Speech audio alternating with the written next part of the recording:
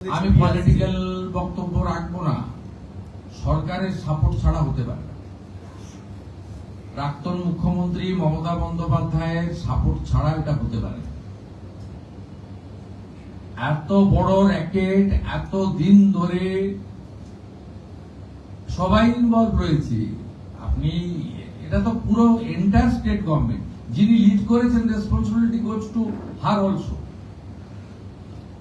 বাংলার মানুষের টাকা না, ওনার রেসপন্সিবিলিটি গেছে। কারণ তো একটা একদিনের একটা ইনসিডেন্ট নয়, আমার পিরিয়ডেও তো ইনসিডেন্ট ঘটছে। তার জন্য তো আমি রেসপন্সিবিলিটি নয়, কিন্তু ঘটনার পরে যে অ্যাকশন গুলো আমার নেওয়া উচিত as a head of the government, সেটা আমি পারফর্ম করছি কিনা দেখুন। তার মধ্যে ত্রুটি থাকলে সমালোচনা করতে পারেন, কিন্তু একটা অর্গানাইজ বছরের পর বছর রেভিনিউ ফাঁকি দিচ্ছে। 243টা গাড়ি তো একদিনে কেনা যায় না। অডি, BMW কেনা হচ্ছে, লুকিয়ে পকেটের মধ্যে রাখা যায় না। 300 বিঘা প্রপার্টি, 7টা বড় বাড়ি, ফার্ম হাউস একদিনে করা যায় না। ইটস এ অনেক দিনের, এটা মিনিমাম তো 5-7 বছর ধরে হয়েছে। এবং যারা সরকারে ছিলেন, এতে রেজিস্ট্রি অফিস ইনভলভ আছে, এতে মোটর ভেহিকলস ইনভলভ আছে, এতে লোকাল পুলিশ ইনভলভ আছে, এতে লোকাল পঞ্চায়েত ইনভলভ আছে, এতে আপনার মিনারেল কর্পোরেশন ইনভলভ আছে, ল্যান্ড ডিপার্টমেন্ট ইনভলভ আছে।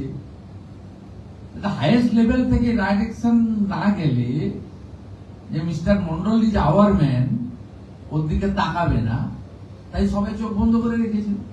বেচারি পুলিশকে, বেচারি ডিএম কে, বেচারি ল্যান্ড অফিসারকে, বেচারি বলবো না, ওদের দোষ দিয়ে লাভ কি আছে? ওদেরও কারোর বিরুদ্ধে কিছু ভূমিকা থাকলে ল্যান্ড ডিপার্টমেন্ট, পুলিশ, তাদের বিরুদ্ধেও আমাদের যে অ্যাকশন নেওয়া হবে। আমরা তো ওদেরকেও তো ছাড় দিচ্ছি না। কিন্তু আমি মনে করি এই অর্গানাইজ ক্রাইম, সিন্ডিকেট এবং রেভিনিউ যে আমাদের সাইফন করা হয়েছে, যেটা এখানে এলে আরো হসপিটাল, আরো স্কুল বিল্ডিং বানানো যেত, আরো কয়েক লক্ষ ছেলেকে চাকরি দেওয়া যেত, ছেলে মেয়েকে।